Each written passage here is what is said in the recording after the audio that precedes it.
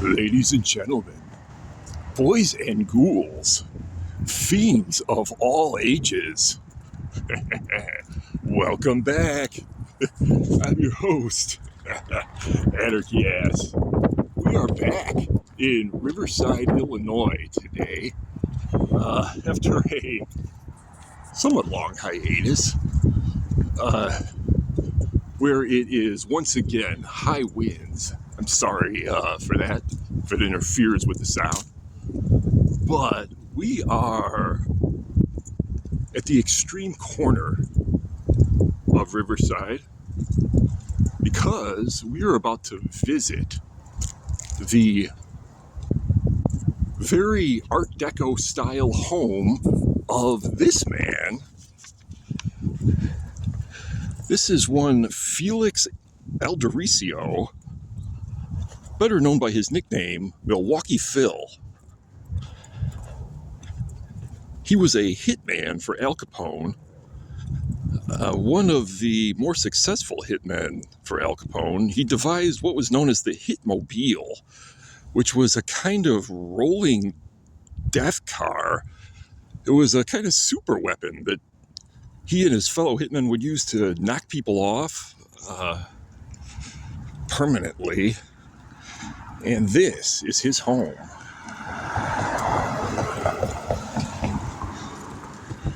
I just want to get a shot of this because it's in almost its original glory of how it looked when it was first constructed during the life of Milwaukee Phil. Felix Aldericio amassed a pretty good fortune killing people for the Capone outfit and other assorted crimes. He also worked for Sam Giancana after Capone was imprisoned and later died. Milwaukee Phil did not die himself until 1971 at age 59, and he did die in prison, in Marion prison to be exact, having been convicted for his crimes. But look at this great glass block. Massive glass block window that houses a staircase. And we're going to walk along the side because I want to show you Milwaukee Phil's backyard, which has its original brick wall. Look at this. It's almost completely untouched. It even has the original gate through which he would drive, presumably the Hitmobile. Even though the gate's still there, this wrought iron gate, even though the driveway itself is long gone. There's me walking where the driveway used to be. Yeah. You can see these glazed black brick accents on either side of the gate. And here's how the home looks from the backyard. Pretty large backyard.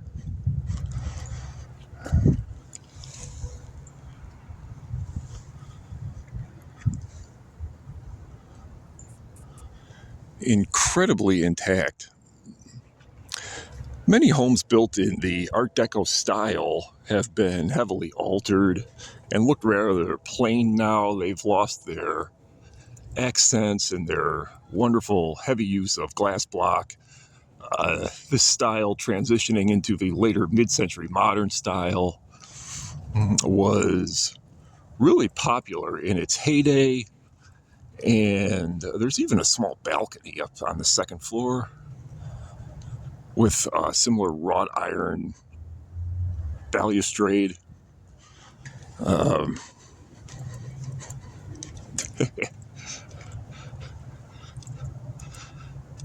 Milwaukee Phil came from really poor origins and rose up through the Capone outfit.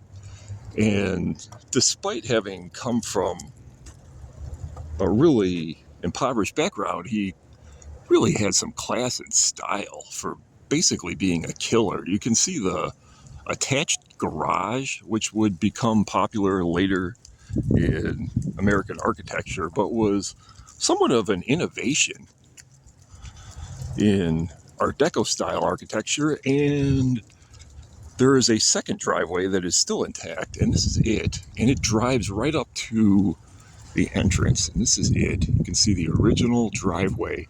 It comes out the other side, almost like a elongated U shape. The garage also has glass block. For those of you who like to visit the locations, this is 505 Berkeley Road.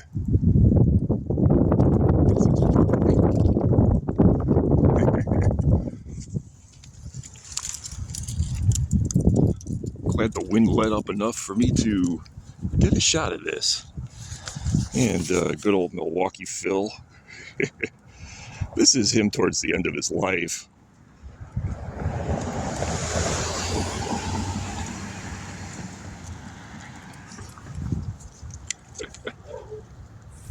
Thank you for joining me on this little excursion.